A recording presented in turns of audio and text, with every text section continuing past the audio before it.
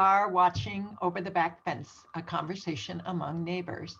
I'm Susan Laux, the Director of Neighborhood Falmouth, and today our conversationalists include Mary Pat McKenzie, Marian Bihari, Jackie Pratt, and me. So our conversation today is going to be about animals, animal experiences. So this could be a pet, this could be an experience of an animal in nature or in your backyard, or some just anything. And it's a broad topic, so we'll see where it lands us. Anyone want to start? I have one right off. Oh, well, go ahead. Go ahead. Oh, okay. All right. So one place I got to travel years ago was Australia. And we were in Western Australia near Perth. And one of the guys I was traveling with had done a fair amount of travel and had met people along the way. And we were going to visit with these people. And so we went to visit these people, and they said, we're going on a camping trip. Do you want to come with us? And of course we did. And it was a group of about six other people, and we were three. So we probably made a group of about 8 or 9 altogether. And we were out in the countryside south of Perth somewhere. And there was a big, I would just remember there was sort of a house that the people were building. And there was a pathway down to this campsite where everybody would live while they were building this. And one second. And they said, if you need to relieve yourself, on the right side of the path is where you go if you have to do something not so serious. On the left side of the path is where you go if you need to do something more serious. And so I went to the side of the path of the less serious path. I guess this probably isn't all that important information for this case, for the story, but that's what happened anyways. So I was on that part of the path, doing my not so serious work. But I'm kind of crouched down because I'm a girl and that's the way you do it. And I hear this rustle and I look up, and there is a kangaroo standing right there, probably 5 feet from me. I mean, and we're both like, we lock eyes like, what the heck are you doing here? And I was just like, and we froze for a moment, and then this kangaroo turned around and bounced away. And that, I would say, is my most spectacular interaction with animals. And, then, of course, when I started telling the story, people are like, kangaroos can kill you. They'll put their hands on your shoulders and they'll rock back on their tail and they'll use their bottom feet to rip you open and rip your guts out and blah, blah, blah. So what had gone from being this like, oh my God, a kangaroo, to like, oh my God, a kangaroo. But anyways, it was pretty fabulous. So that's my story. That's to get us started. What were you going to say, Marian? Well, mine was about my first cat. It wasn't about a kangaroo. We had gotten married. My husband went in the Army, and we were in Georgia. And about, I guess, 3 or 4 months after we got there, he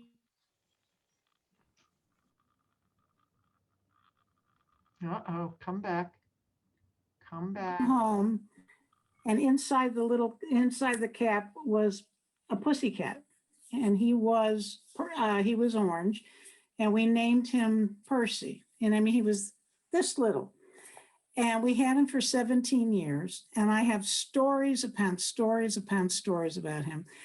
And he was orange, and he thought he was a person, and he was just an incredible cat. If you didn't feel well, he'd lie in bed with you.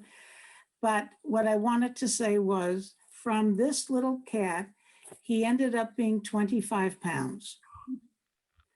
He That's was bigger than a dog, and he really did think he was a person. And there were escapades with him and whatever, but he came before my son did, and he didn't like my son, and my son didn't like him. And so for the entire time, the rest of his life, when my son would come home from school, he'd walk the other way, and they had no interaction whatsoever. It was very interesting, but he was a great cat. But in his older age, he had a lot of arthritis. He didn't feel well. And so when we went away, we would try and put him in a kennel of some sort. And we'd come back and people would say to us, "This is the nastiest cat we've ever had here. Don't ever bring him back again." Anyway, you know, I don't know what happened. We had a friend come to the house who loved animals. She sat down on the sofa, and the cat came and sat right at her leg and started biting her leg. Anyway, he loved us. He didn't like my son, but I have stories about him. But anyway, I've had other cats, but no memories like I have of this 25-pound orange cat who thought he was a person. And his name was Percy. Oh my God. How long did Percy live? How old was Percy? He was 17. Oh, wow. And we had to put him to sleep. I had to put him to sleep, and I was just devastated. But we got him in Georgia. He came to New York went to Chicago with us. He came to New York with us. So he traveled all over with us. Very poor traveler, may say. Very poor. We had to give him Valium before we left because but if we ever do a lengthier portion of this, I'll go into some of his other things, but he was quite a cat. I want to hear more Percy stories sometime. Well, if we talk about this again, I'll try and find a picture and I was going to say, do you have a I'll picture of him? bring it. Yeah. Yeah. Yeah. So, I mean, 17 pounds is like the size of a 1-year-old child. no, he was 25 pounds. Oh, God. 17 was- years But he old. died at 17, but he was 25 pounds. So he was bigger than a toddler. Yes. Oh, yes. Oh my goodness. Oh, And you didn't, anyway, Wow. yes, oh my goodness. Must have loved you. he did. So Jackie or Mary Pat, what about you guys? Animal stories. Well, I have, oddly enough, recently came across an article in, I think it was in the New Yorker or New York Times Magazine.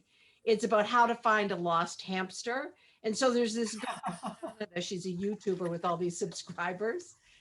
And I have my own personal stories of how to find a hamster because for reasons I don't know, we had dogs, we never had cats, we had dogs. And then my youngest child, the one of the pig party fame, really wanted a hamster. So we got Buddy. And Buddy was like the greatest escape artist of all time, which it turns out some of them are. Right.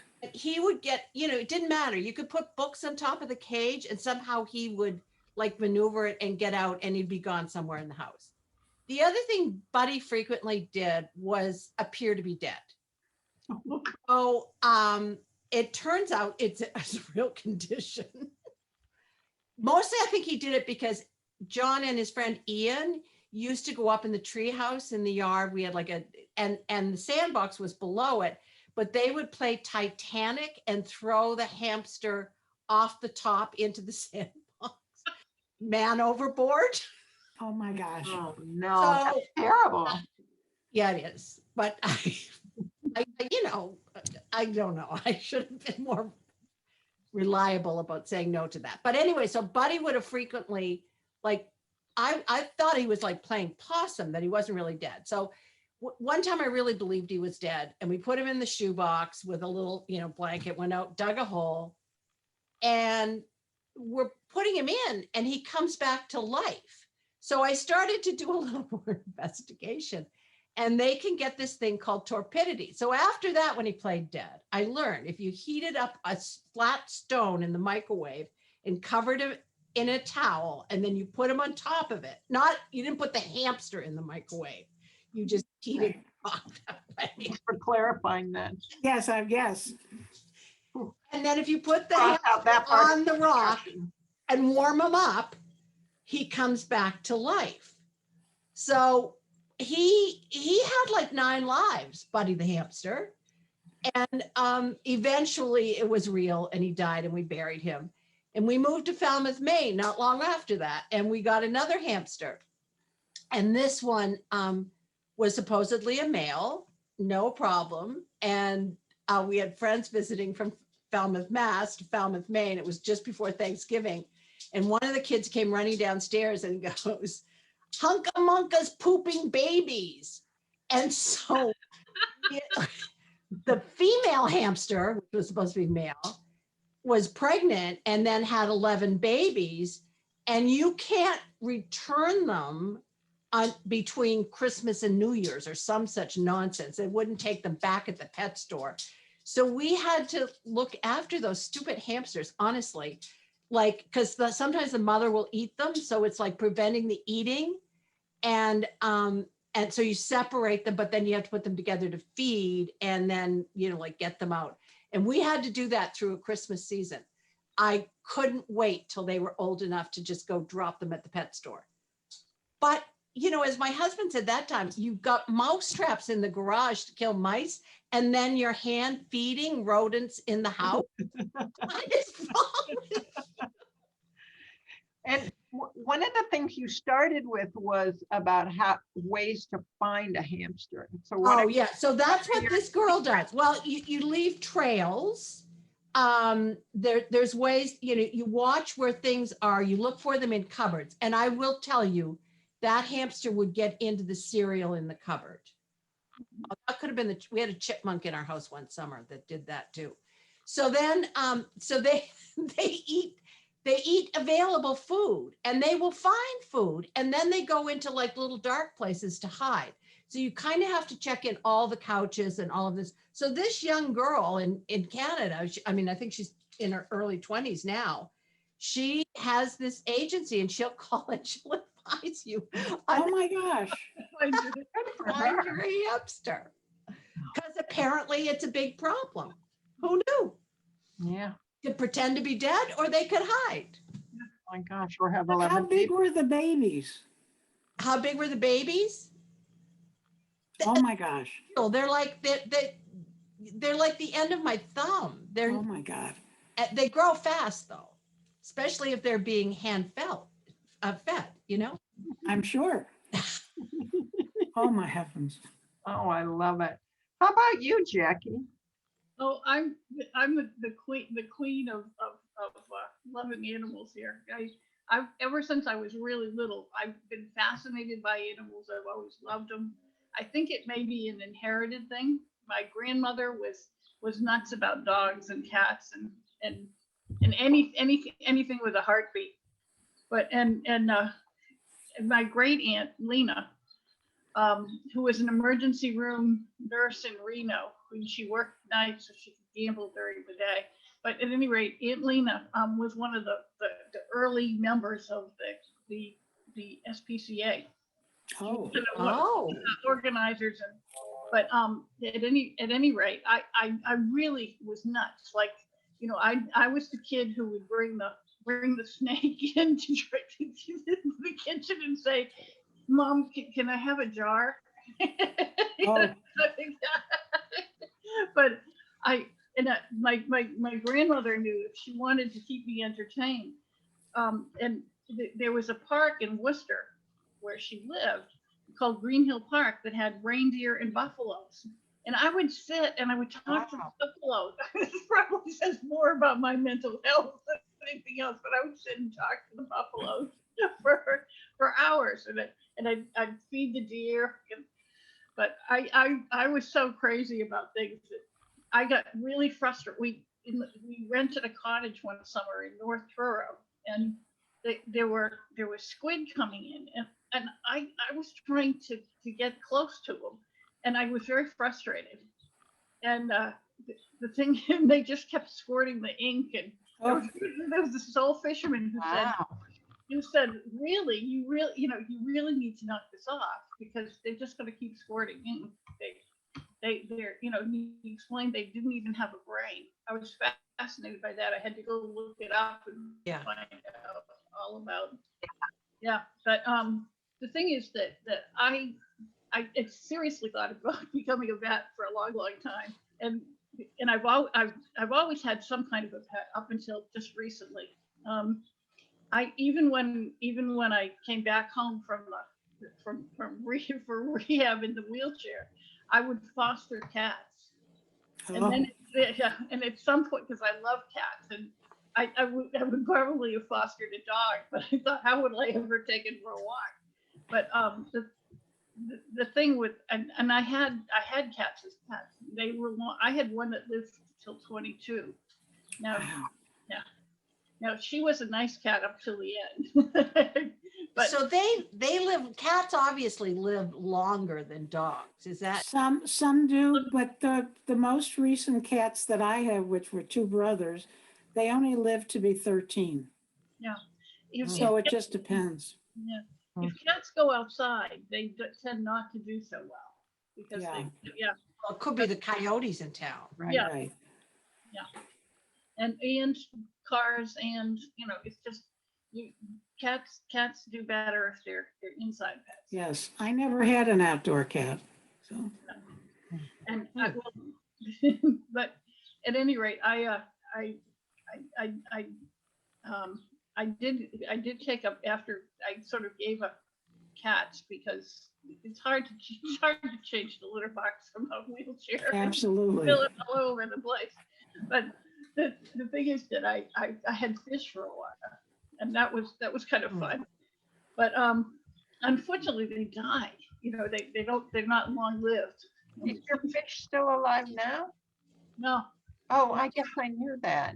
That old fish. yeah, for a beta, I think he lived a long time. He lived 4 years, but That is Oh. a long But- time. Yeah. But he was like, do I want to do this? And but I was getting a hankering again. I'm gonna get one of those all inclusive fish tanks though, so that the kind where they eat plants and you don't have to change the water and Oh, yeah, it's Oh, like nice.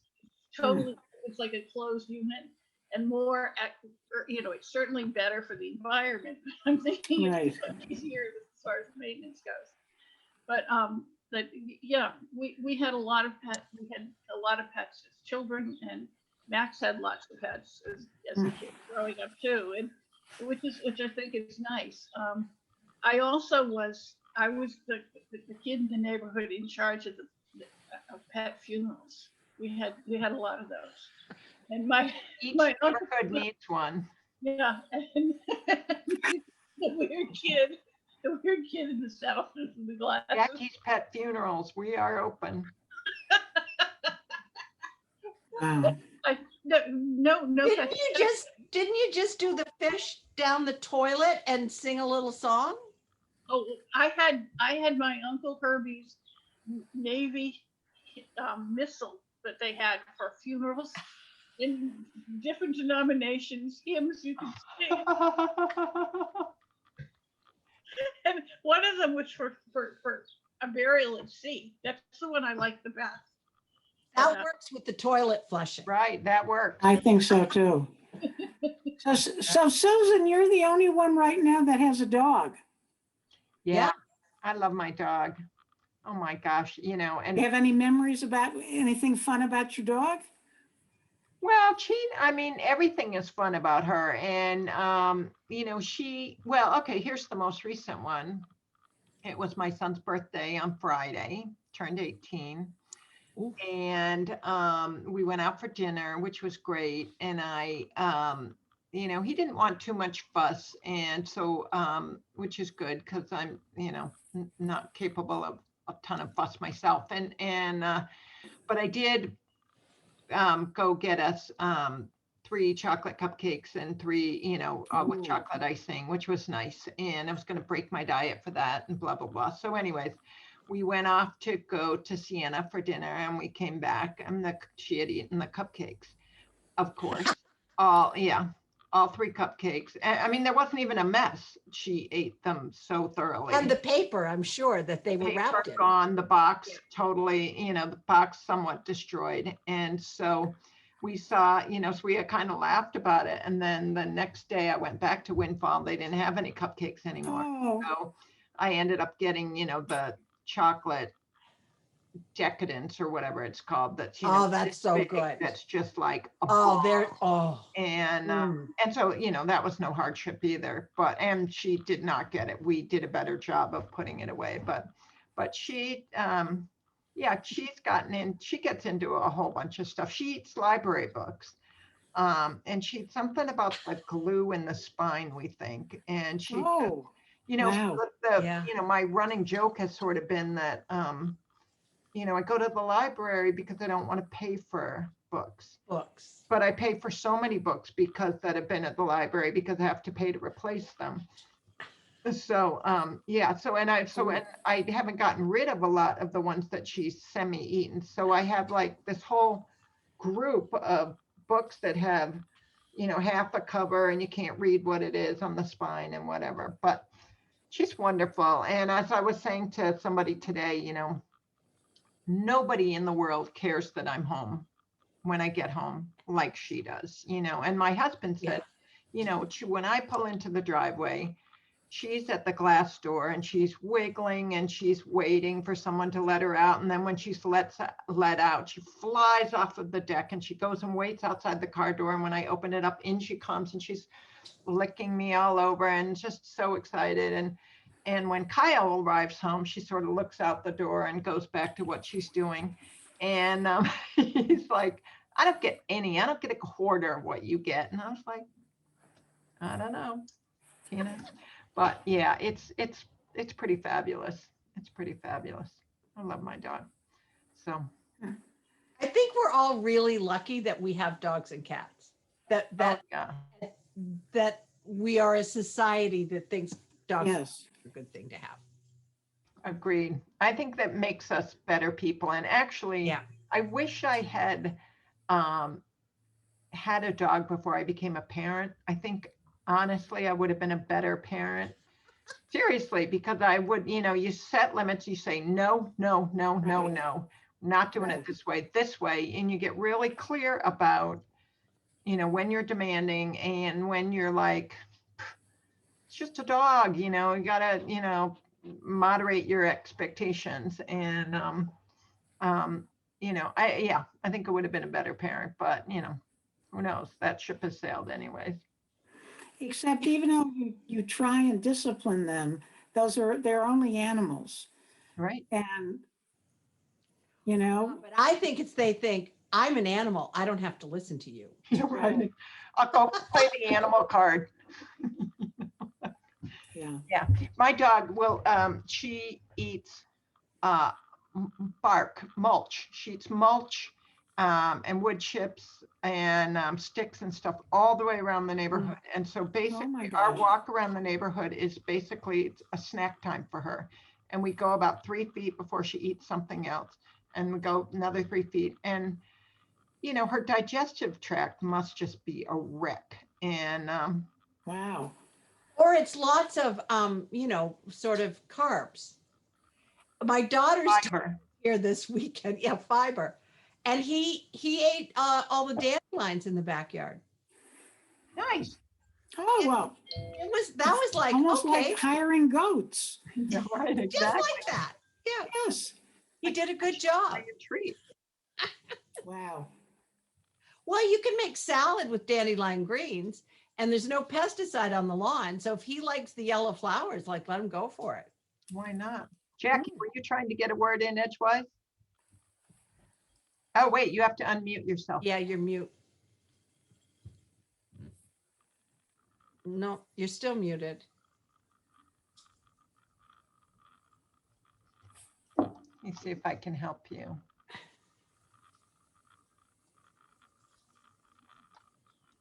I mean, you could hire out a dog that would eat dandelions. I love the goats idea. Yeah. Yeah. No, we're still trying to get you, Jackie. Can you see it? She in must the have lower touched left something. corner? Yeah. Lower left corner.